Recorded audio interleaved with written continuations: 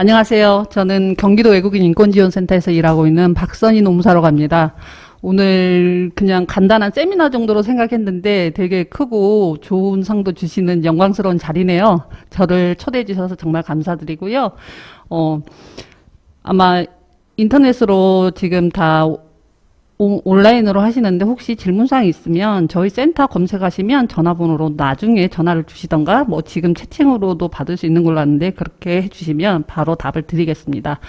이제 맨 먼저 노동법 중에 사실 제일 중요하고 이제 사업주나 근로자들의 근로조건에 가장 많은 영향을 미치는 것이 근로기준법입니다. 오늘 대부분의 내용은 근로기준법이 될 것인데요.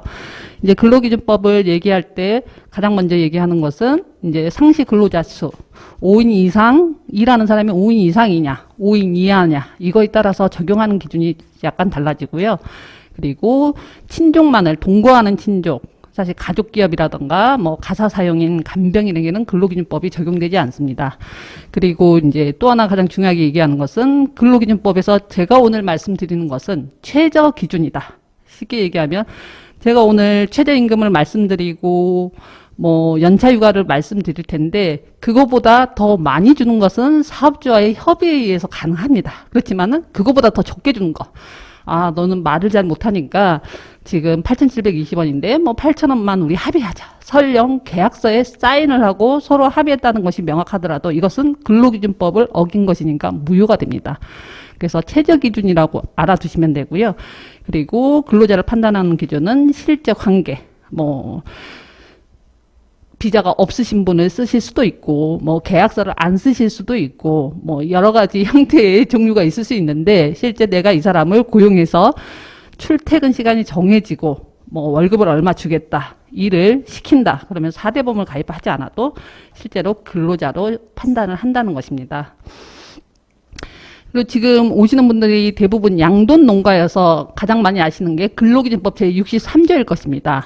자, 근로기준법 제63조는 근로시간, 휴게, 휴일에 관한 규정은 적용하지 아니한다. 그래서 크게는 농업 그리고 양돈 농가도 포함이 되죠. 그래서 실제 제조업 같은 경우에는 월요일부터 금요일까지 만근하면 일요일 주휴일을 줘야 된다. 이 부분이 적용되지 않죠. 그리고 뭐 가장 이제 극단적으로 표현하면 일하는 동안 휴게 시간을 주지 않아도 된다. 여기까지 하시는 분이 있는데 사실 휴게 시간을 주지 않으면 근로자가 일하기 힘들겠죠. 이런 규정들이 적용되지 않는다는 거예요. 그리고 지금 제조업에서 가장 크게 이제 논란이 되는 것이 주 50시간제인데 이러한 근로시간 제한의 규정도 없습니다. 이 근로기준법 제63조에 의해서. 그래서 어떤 분들은 그래 우리는 아예 근로기준법이 적용되지 않아 이렇게 얘기하시는데 그건 아니고 이 63조에서 근로시간 휴게 휴일에 관한 규정만 적용이 되지 않는다는 거예요. 이제 가장 이제 이거는 굉장히 오래된 판례이긴 한데 자 근로기준법에 쉽게 얘기하면 뭐 다 아시겠지만은 연장 근로를 하거나 휴일 근로를 해도 사실 법적으로는 시간금만 주면 되죠. 제조업 같은 경우 5인 이상 넘어가면 1.5배를 줘야 되고 또 휴일에서 야간이 들어가면 뭐 2배를 줘야 될 수도 있고 이런 가산수당이 적용되지 않는다는 것인데 이 2009년에 나온 판례는 쉽게 얘기해서 제가 알기로는 취업규칙 이제 초과근로 수당 지급하겠다는 것이 취업규칙이나 근로계약서에 내가 약속을 했을 때 이걸 줘야 되느냐 말아야 되느냐예요. 그래서 당연히 63조가 있지만 내가 근로계약서를 쓸 때 근로자에게 아니면 취업규칙에 1.5배를 주겠다 이렇게 적극적으로 기재를 하셨다면 그것은 지켜져야 된다는 것이죠. 그래서 이게 예전에 대법원까지 나왔는데 실제 제조업에서도 5인 미만 사업장이 같은 경우에는 초과 근로를 해도 1.5배 가산수당을 지급하지 않으셔도 되는데 이제 대부분 어떤 사장님들이 야 요즘 1.5배 안 주면 누가 우리 공장에서 일을 하냐 그래서 실제적으로 근로계약서에 작성을 하시고 주시는 사업장도 많습니다.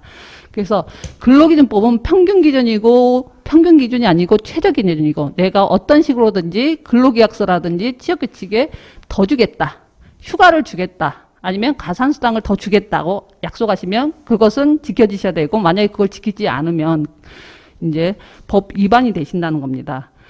그리고 네, 최근에 8월 30일 따끈따끈하게 나온 헌법재판소의 결정입니다. 이거의 사건의 개요를 간략하게 얘기 드리면 이제 한돈 농가는 아니었고 한우 영농조합법인에서 일하셨던 어떤 한국인께서 일을 열심히 하셨습니다.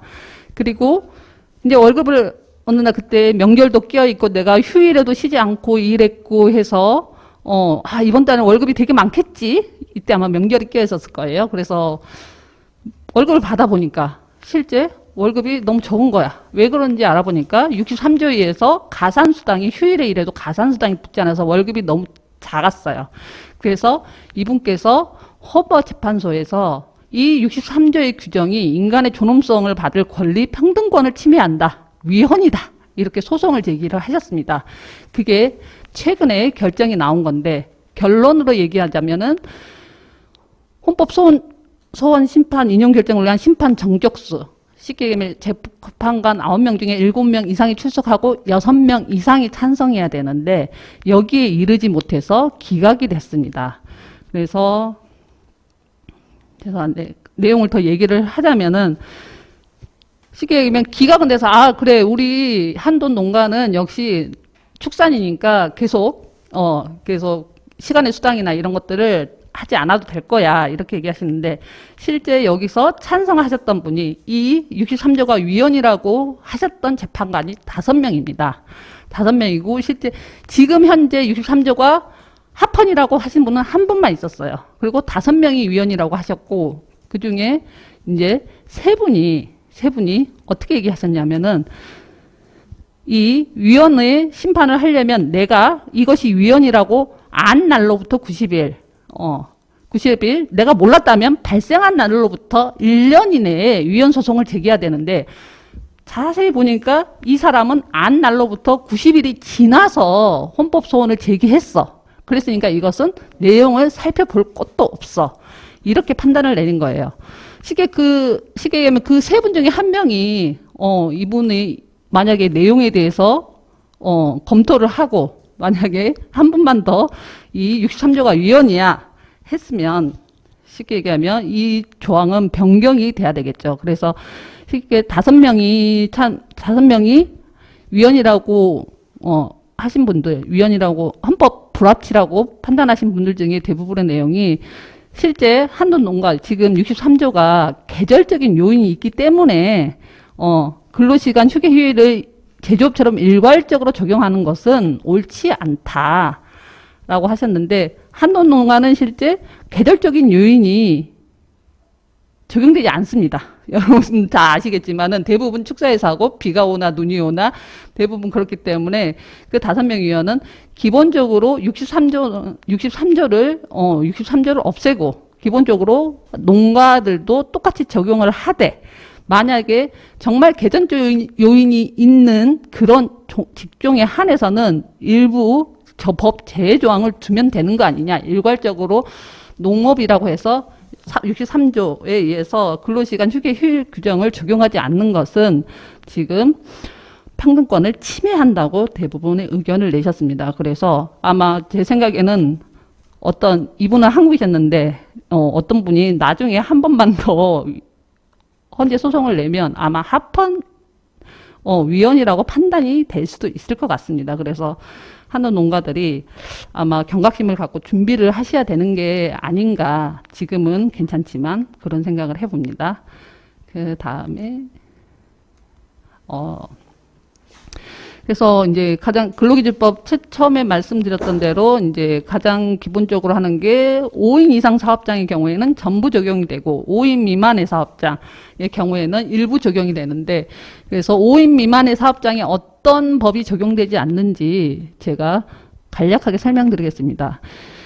5인 이상 사업장에는 연차휴가가 적용이 되죠. 이 대부분의 내용은 뒷부분에서 좀 더 자세히 설명을 드릴 텐데 이제 1년 이상, 5인 이상일 때 1년 이상 일했을 경우 기본적으로 한 달 만근 시 하루, 1년 이상이 됐을 때는 15일의 유급휴가를 주셔야 되고 5인 이상 사업자인 경우 연장 야간 휴일 근로의 경우 150%가 적용이 되죠. 근로기준법 63조에서 연장 휴일 규정은 5인 이상이 돼도 농가에 적용되지 않습니다. 그렇지만 야간 야간 근로 밤 10시부터 아침 6시까지 일했을 경우에 50%를 가산해야 되는 규정은 적용이 됩니다. 그런 일은 많지 않겠지만 근로자가 만약에 밤 10시 넘어서 어쨌든 급히 일을 했으면 그 시간당 150%는 지급을 하셔야 돼요. 5인 이상 사업장의 경우.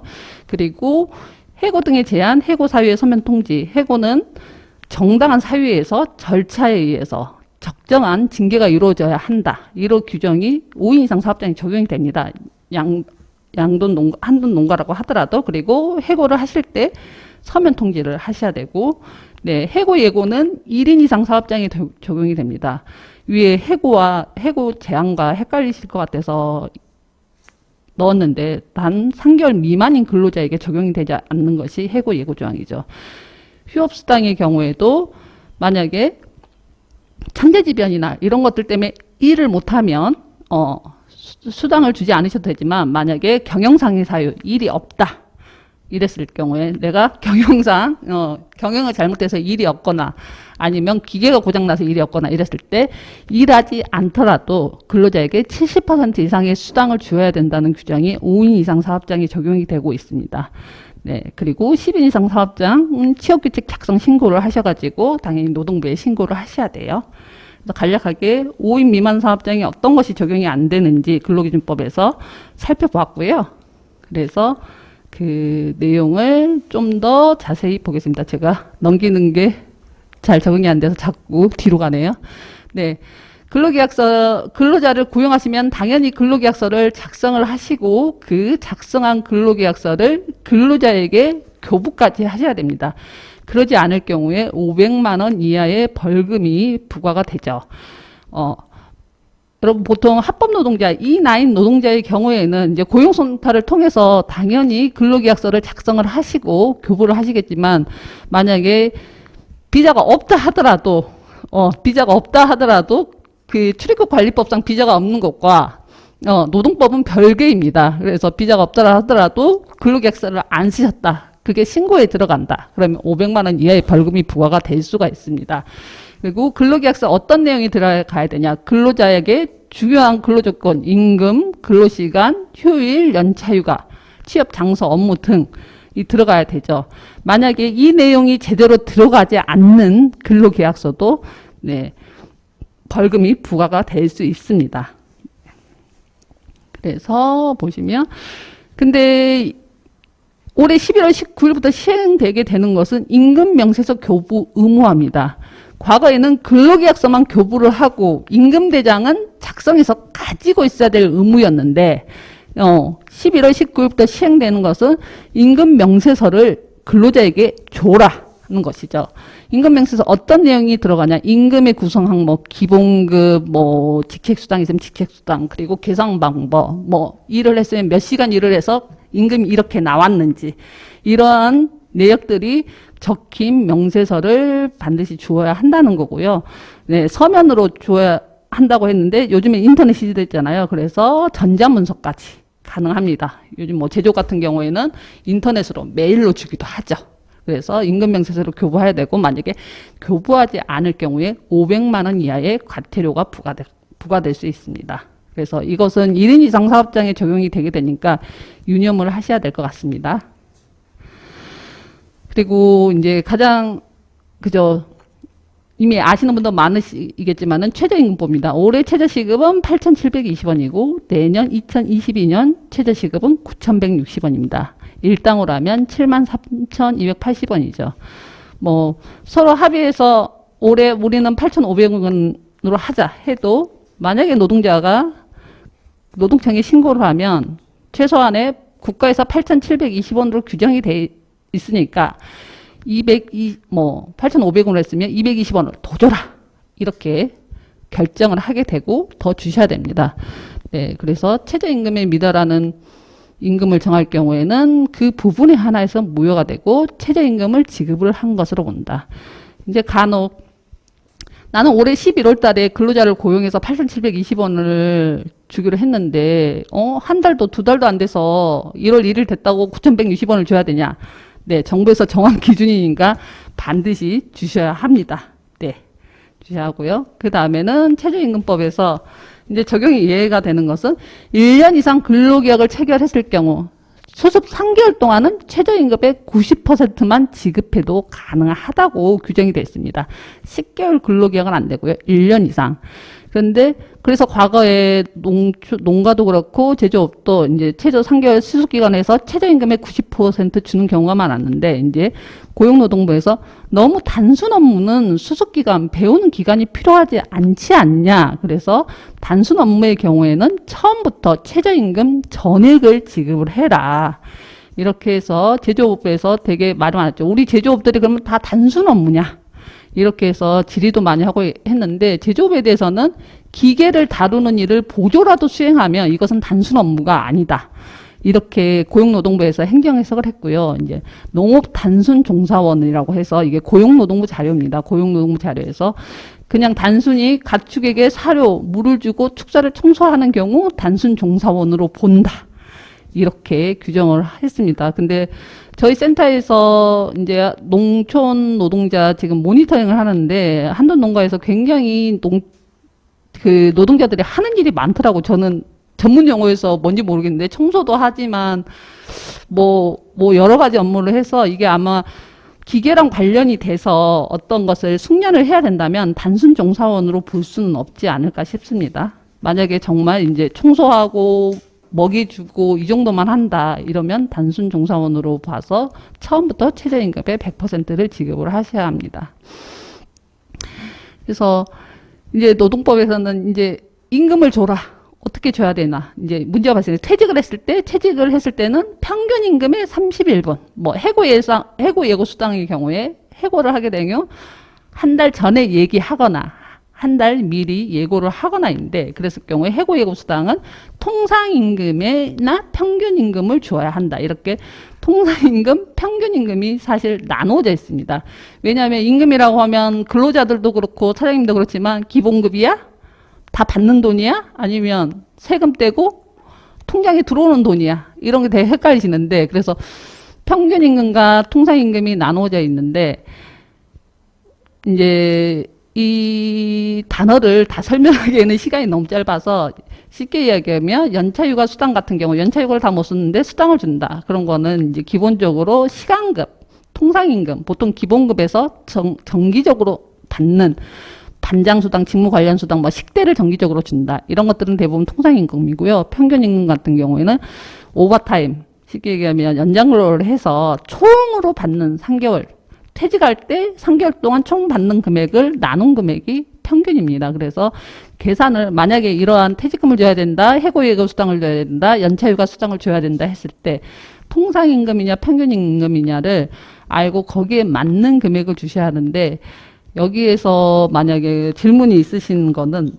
저희 센터로 전화를 주시면 제가 그때그때 답을 드리겠습니다. 그래서 이제 이렇게 임금의 종류가 좀 나눠져 있다. 법적으로는 그런 것과 그 다음에 근로시간과 휴게시간은 쉽게 얘기하면 사용자의 감독으로부터 벗어나서 자유로이 이용할 수 있는 시간이죠. 그래서 근데 이제 근로시간이냐 아니냐 했을 때 대기시간을 보통 이제 문제를 겪는 거 많아요.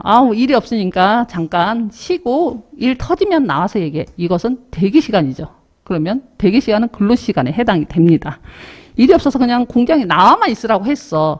실제 일이 없고 이것을 휴게 시간으로 치려면 집에 가서 잠을 자든지 기숙사에 들어가서 잠을 자든지 아니면 너 할 일 있으면 1시간 안에 어디 갔다 와.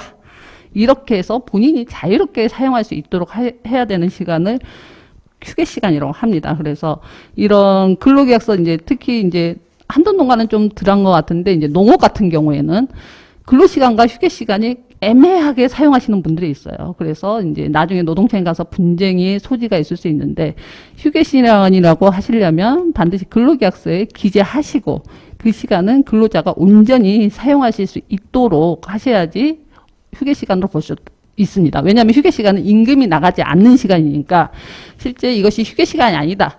근로 시간이다 하고 분쟁이 일어나는 경우가 종종 있습니다. 네. 그 다음에는 5인 이상 사업장일 경우에는 한돈 농가를 하더라도 연차 휴가를 주셔야 되죠. 네. 1년에 80% 이상 출근한 경우 15일의 유급 휴가를 주는 것이고요. 2년마다 하루씩 늘어납니다. 3년 이상 일한 근로자는 16일, 5년 이상 일하면 17일. 주셔야 합니다. 그래서 이제 최초 1년 동안 그러면은 연차 휴가가 없느냐 했을 때 한 달 만근할 경우 하루씩 주셔야 합니다. 한 달 만근한 경우 하루 주는 거고, 만약에 만근을 못했다 그러면 주시지 않아도 됩니다. 그리고 만약에 1년 미만자이다. 근데 과거에 그래서 1년 이상 일하고 휴가를 한 번도 안 쓰고 퇴사를 해버리면 사실 1년 만근한 11일, 그 다음에 쓸 15일, 그래서 총 26일의 휴가 수당이 발생하게 돼 있어서 2020년에 법이 바뀌었습니다. 1년 동안 한 달 만근할 때 쓸 수 있는 연차 휴가는 1년 내, 근로 시작일로부터 1년 내에 다 써야 되고, 그리고 다 못 쓰면 바로 수당으로 발생한다. 그 다음에로 2월 되지 않는다고 표가 바뀌었고요. 그래서 15일 하고 그 다음에 다 못 쓰면 네, 수당으로 발생하는 거고, 그 다음에 2년 차 때 15일을 쓰실 수 있습니다. 네. 그리고 네. 퇴직금은 네, 1년 계속 근로연수 1년에 대하여 30일분의 평균 임금을 지급을 하는 거예요. 지금 E9 근로자들 경우 실질적으로 출국 만기보험을 가입하시고, 그리고 만약에 퇴직금에 차액이 발생을 하면 그 차액은 사용자가 직접 지불하는, 사실 실질적으로 퇴직 일시금 제도를 운영을 하고 있고, 만약에 한국인 근로자다 하면은 아마 큰 농장에서는 퇴직연금을 가입을 하시는 경우도 많으실 거라고 생각을 합니다. 퇴직연금의 경우 DC하고 DB로 나누어지고, 그래서 어떤 제조업이었는데 우리는 회사에서 한국인은 DC로 가입을 한다. 사실 DC는 그때그때 임금의 8.3%만 납입을 하면 되기 때문에 퇴직 일시금보다는 적은 금액을 지급을 하게 되죠.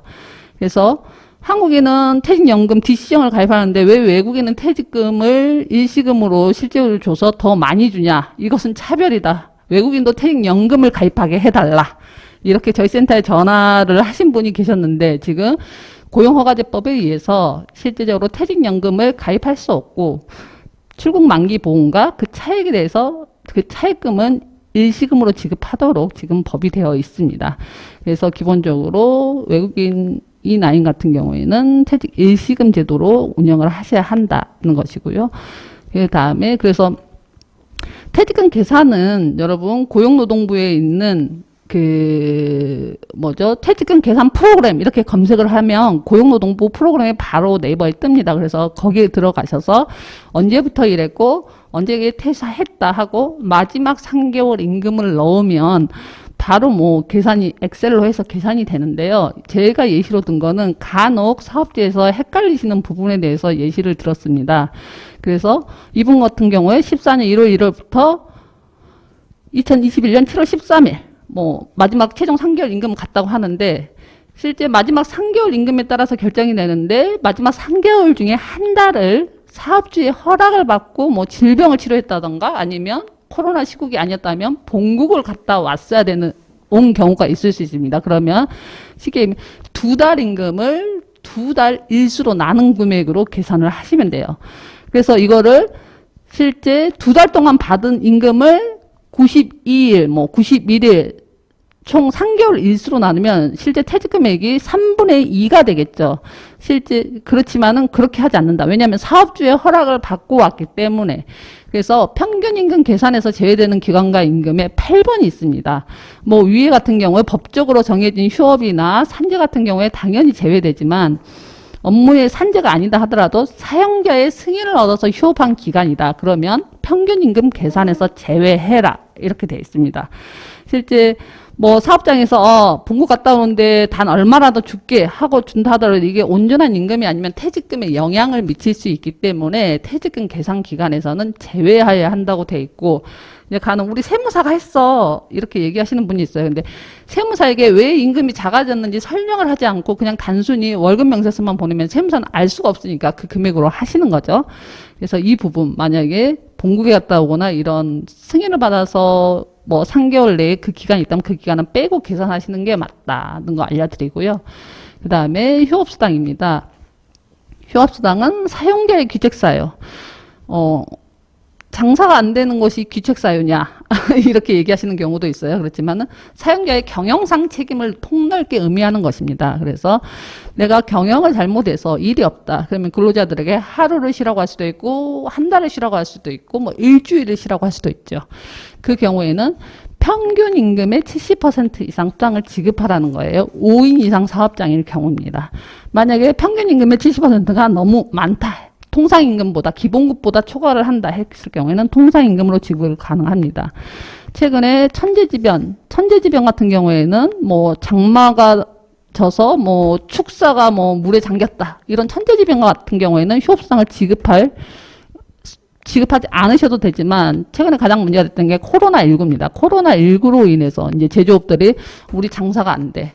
코로나19는 천재지변이 아니냐 했었는데 코로나19는 천재지변이 아니니까 그걸로 해서 경영이 안 된다 하더라도 수당을 지급을 하라고 했습니다. 휴업수당을 고용노동부에서. 네. 그런데 뭐 지금 간혹 얘기 드린 건 코로나19로 해서 근로자가 확진이 됐어.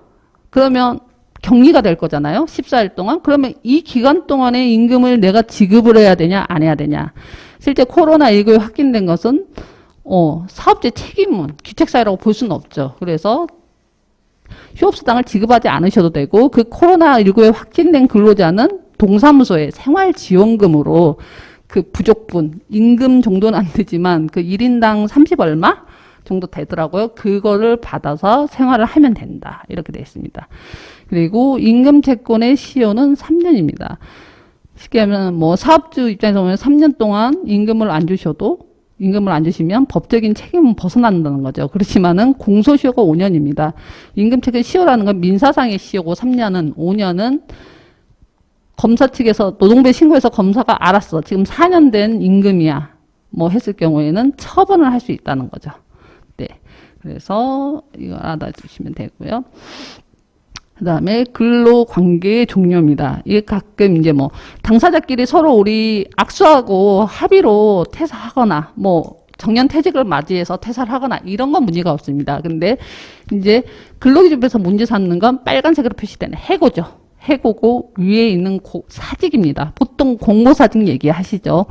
공고사직은 쉽게 얘기하면 내가 너 뭐 특별하게 네가 잘못한 건 없지만 너랑 계속 일하기 힘들 것 같으니까 너 그만두면 어떻겠니? 그랬을 때 근로자가 나도 그냥 그만두고 싶었어. 이렇게 서로 합의된 사직이죠. 내가 사장님이 사직을 공고했더니 근로자가 받아들이는 게 공고사직이고 해고는 내가 너랑 일하기 싫은데 나가주면 어떻겠니? 했더니 받아들이지 않는 거죠.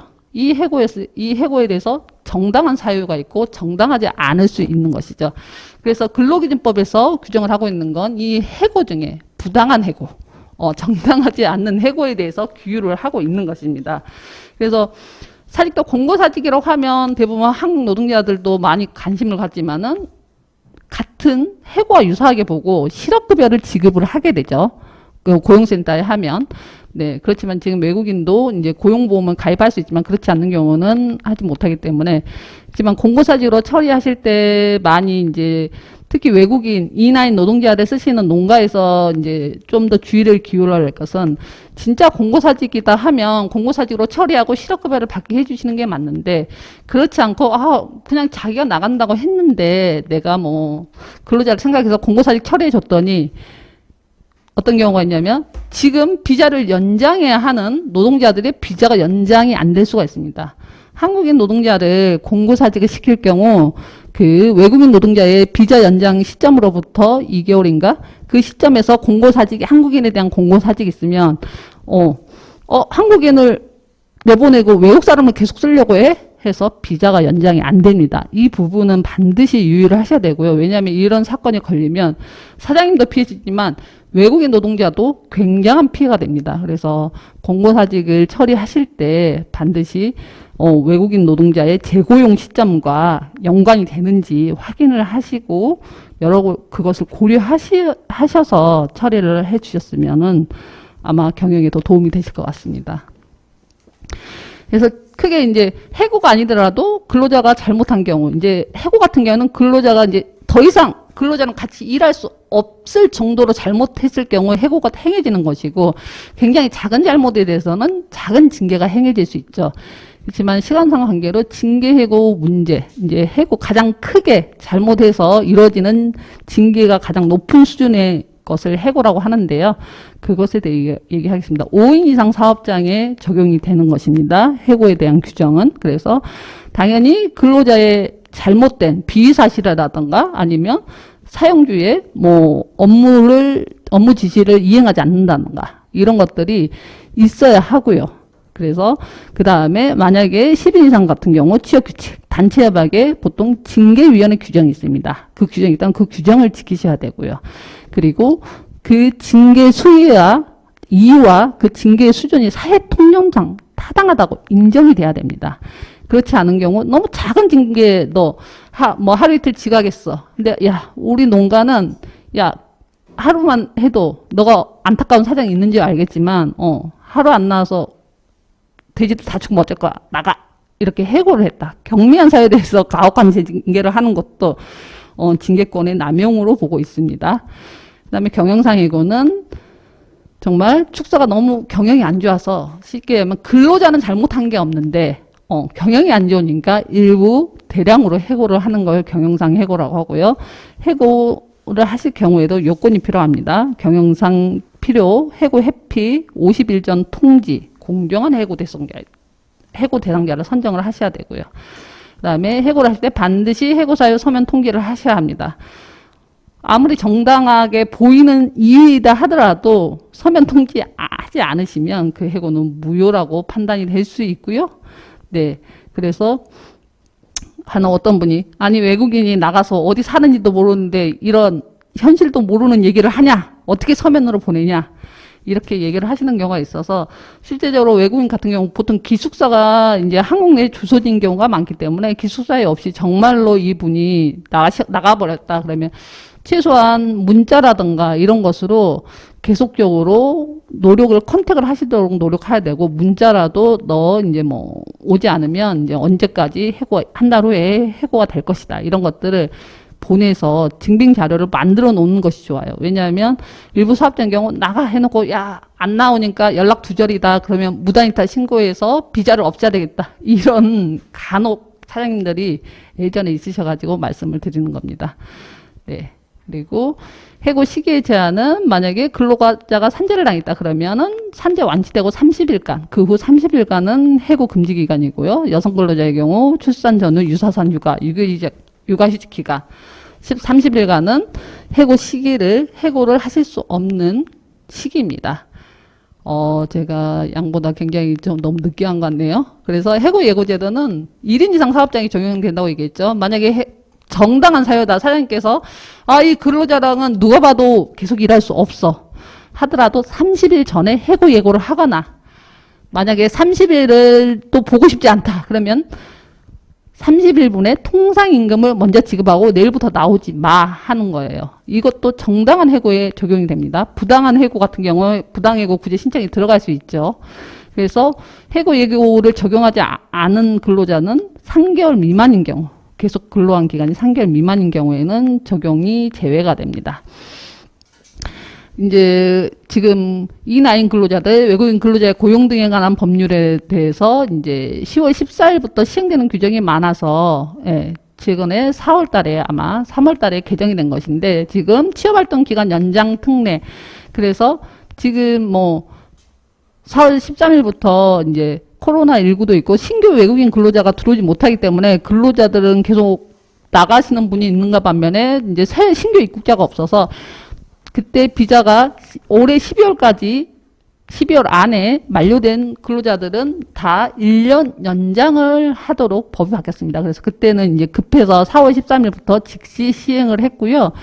이제 아직도 코로나가 계속 이제 여러 가지 지금 진전이 안 되고 있어서 많은 사업주들이 내년에는 어떡하냐, 내년에도 1년 연장해줘야 되는 것이 아니냐 이렇게 많은 요구를 하시는 걸로 알고 있는데 아마 내년 초에 이 상황을 보고 신규 입국자나 현재 하는 근로자들이 일이 얼마나 되냐 거기에 따라서 1년을 더 연장할 수 있을 거라고 또 봐요. 만약에 그 상황이 아직도 지금과 같다면. 그렇지만 아직은 특별하게 발표된 것은 없습니다.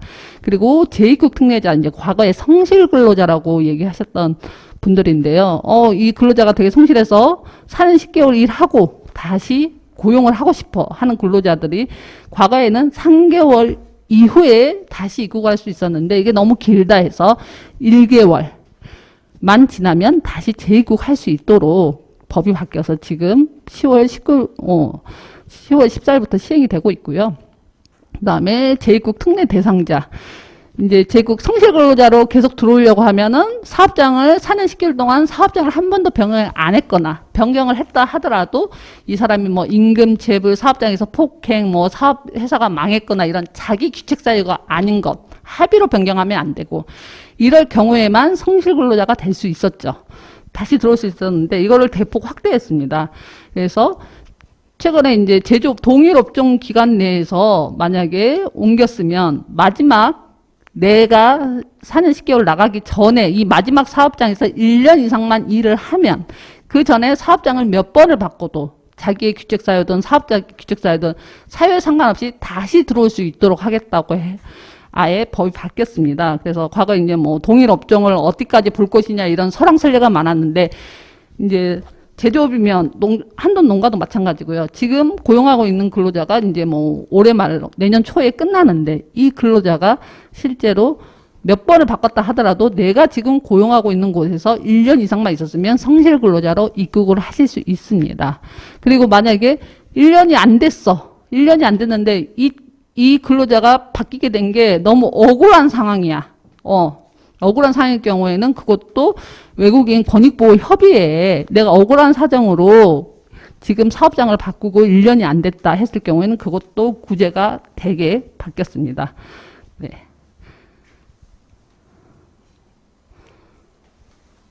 잠시만요.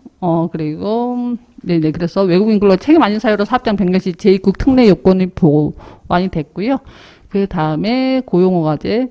그래서 외국인들, 지금의 고용허가제는 실제 외국인 근로자가 사업장을 바꿀 수가 없는 제도죠.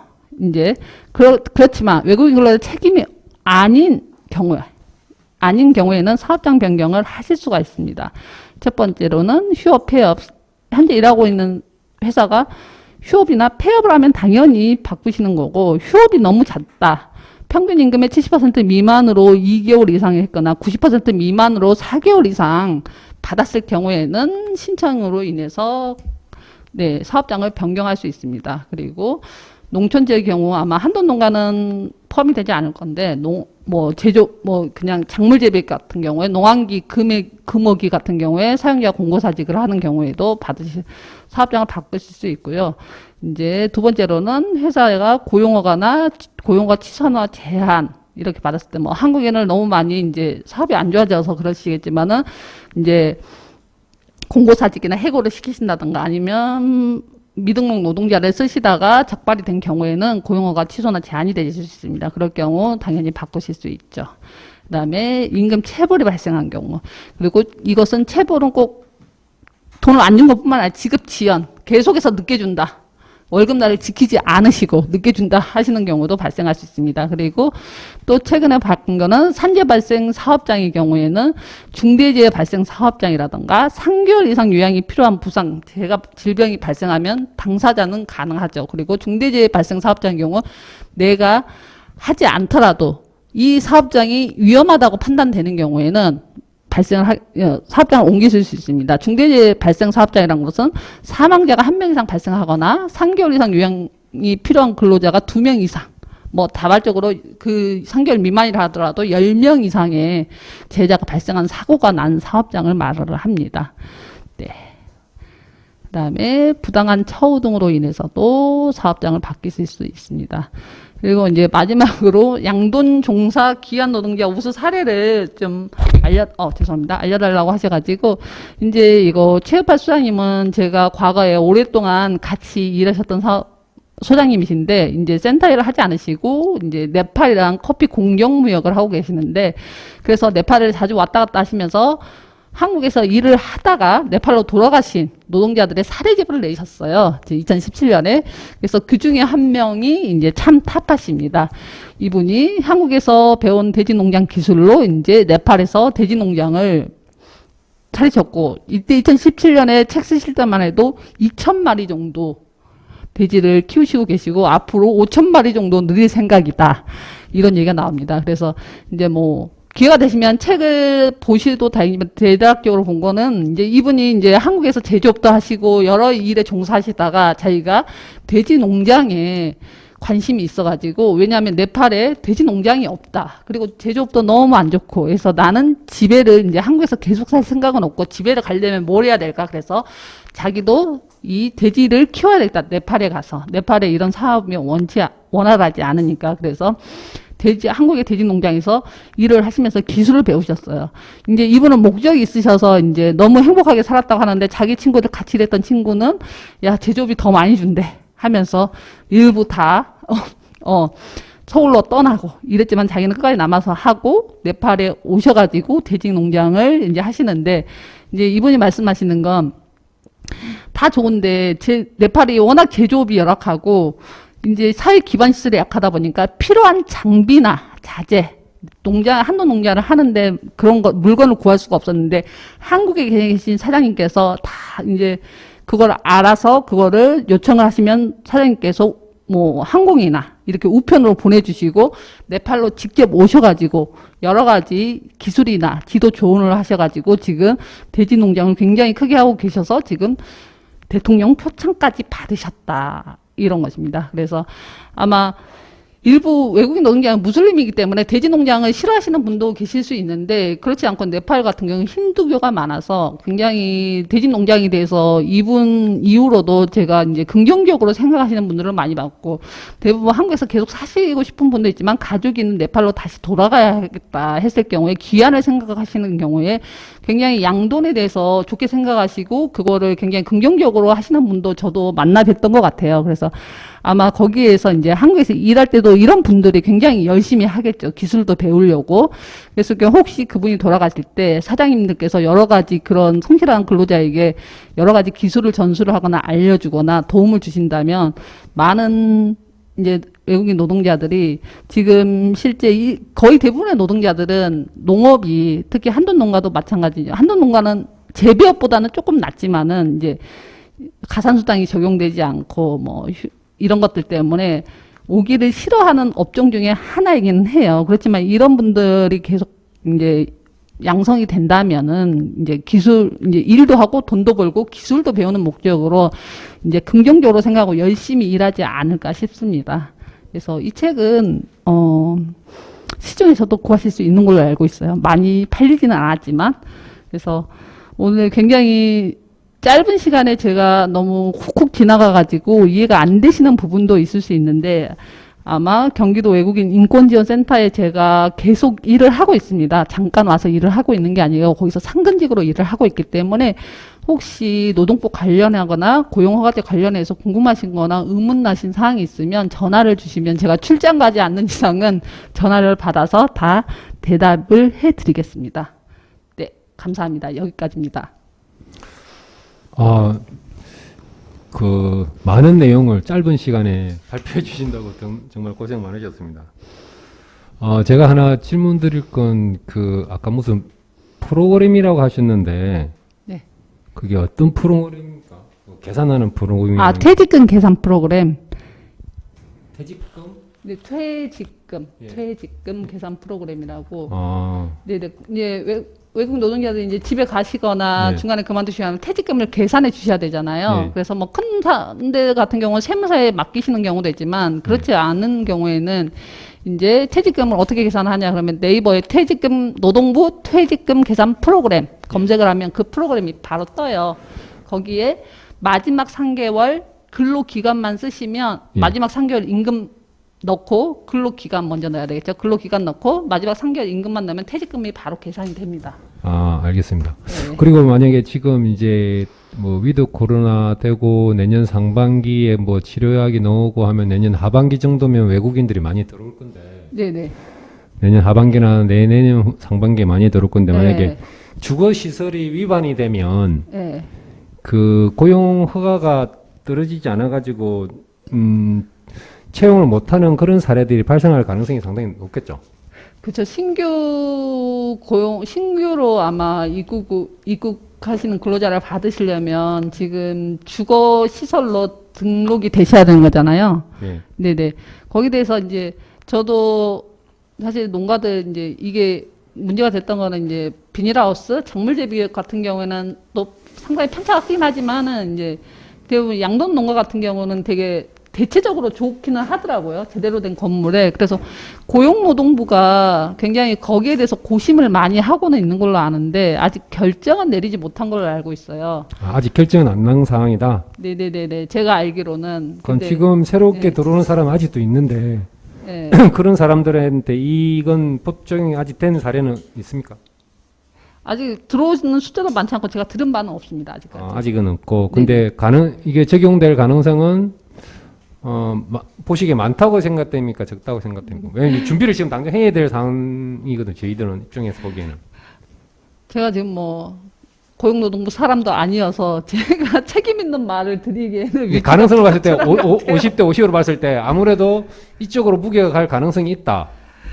왜냐면 이게 뭐 집을 짓고 하는 게 뭐 한두 달 만에 뚝딱 되는 게 아니거든요. 그렇죠. 그러니까 만약에 네네네. 가능성이 한쪽에 무게가 많다고 하면 지금이라도 준비를 해야 뭐 허가받고 이런 보통 2, 3개월 그냥 지나가 버리거든요. 짓고 하면 또 한두 달 지나고 그러면 집 하나 짓는데 보통 뭐 4, 5개월, 6개월 이런 건 시간이 필요한 거거든요. 네. 어떻게 생각하십니까? 무게가 어깨가 무거운 질문입니다.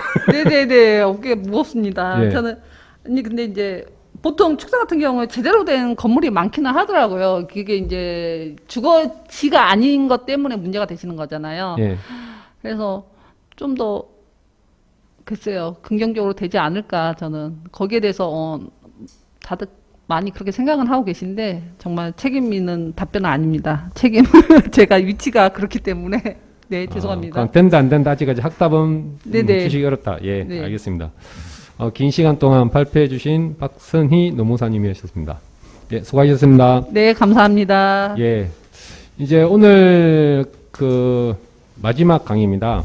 마지막 강의는 신베트 동물병원의 신현덕 원장님께서 농장 생산성 관리자 의식 수준에 달려 있다는 주제로 강의를 해주실 건데요. 좀 전에 그 박선희 노무사님께서 말씀하신 부분 중에서 만약에 건축법상 이게 실제적으로 외국인 노동자를 새롭게 고용한다 했을 때 주거시설이 법적으로 해야 된다고 하면 이 상당한 집을 마련하고 준비하는데 많은 시간이 소요되거든 실제로. 그렇기 때문에 이 법이 어떻게 해석되냐에 따라서 상당한 많은 우려가 있을 거라고 생각됩니다. 물론 새로 구성된 그 한전협회 집행부도 이 부분에 관심이 많은 걸로 알고 있는데 어쨌든 잘 해결돼 가지고 어쨌든 큰 무리 없이 잘 마무리되기를 바랍니다.